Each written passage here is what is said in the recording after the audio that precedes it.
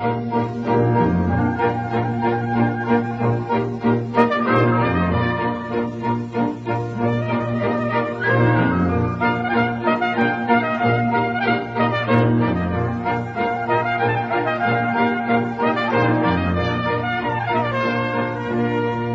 7 is the habit of renewal.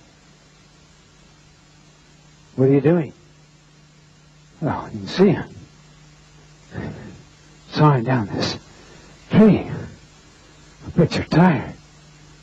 I am. How long have you been doing it? Oh, I spent 2-3 hours.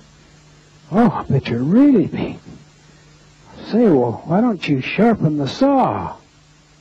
Too busy sawing, dum-dum. How many here have ever been too busy driving? You didn't take time to get gas.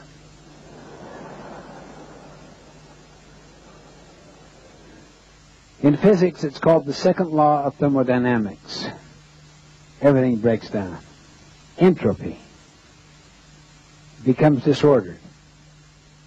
The opposite of sharpening the saw is to leave it dull until the blade breaks, till the mind becomes dull, the spirit insensitive, the body flabby, where everything has gone to pot.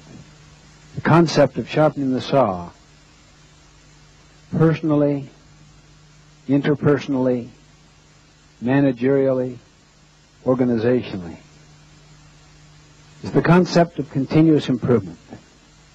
Kaizen, continuous learning, forever getting better.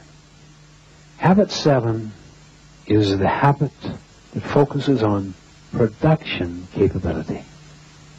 Habit 7, if done right, automatically develops the other 6 habits because it takes a high level of proactivity and of responsibility to consistently sharpen the saw. I do not know of one activity that has as great a leverage factor in life as habit 7.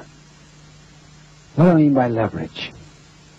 See, if you put the fulcrum in the middle and you put in 1 unit of effort here, you get out 1 unit of productivity here. If you move that fulcrum over, you can put in 1 unit of effort here and get out 100 units of productivity over there. Habit 7 moves the fulcrum over. You may only spend a few hours in an entire week, a week made up of 168 hours. And those few hours will affect the quality, the productivity, the satisfaction, the quality of relationships, the quality of decision-making of every other hour. But the problem is, habit 7 lies in quadrant 2. It is not urgent. That's why most people neglect it. They do it very unsystematically. They hit and miss on it.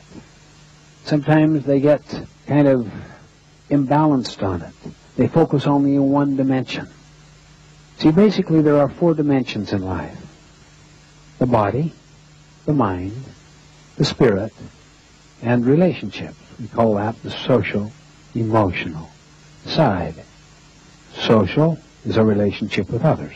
Emotional is our relationship with ourselves. Those are basically the 4 dimensions of organizations as well.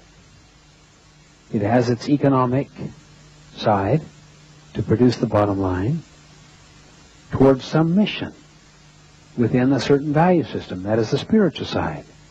It must also have its culture of high trust. That's the social side. In order to have empowerment in the development and use of people's talents, that's the mental side. So those are the 4 dimensions. If you study all of history and psychology and philosophy, inevitably you'll find the same 4 dimensions constantly mentioned. But all 4 need to be attended to in a consistent and regular and balanced way in order to properly sharpen the saw.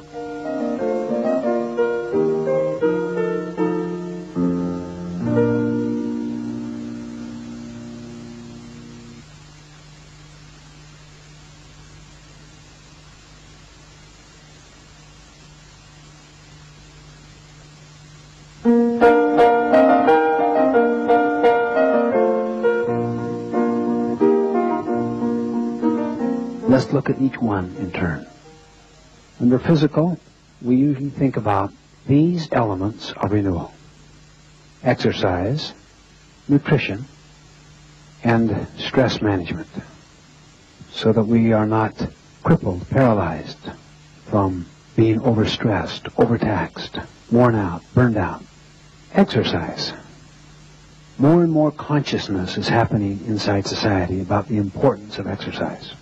Feeling better, looking better. And it doesn't take that much time, really. More and more of the data is coming in that if it's done regularly and moderately, vigorous walking, some calisthenics, it doesn't require a heavy, intensive workout as they once thought. The principle is balance, fun, moderation, consistency, variety. In nutrition, most of us know what is right in this area, but the question is, do we have the willpower to do it? Do we have the commitment? Is it important to us? Usually when we have no problems, when it's more a matter of vanity than longevity or vitality, oftentimes it won't be important to us, or it will be important because of our vanity. But when it gets to the point where it will literally affect the quality of your life and the length of your life, many people then begin to take it seriously, but often not until there is some painful, acute manifestation. Stress. Just look at that. You've heard of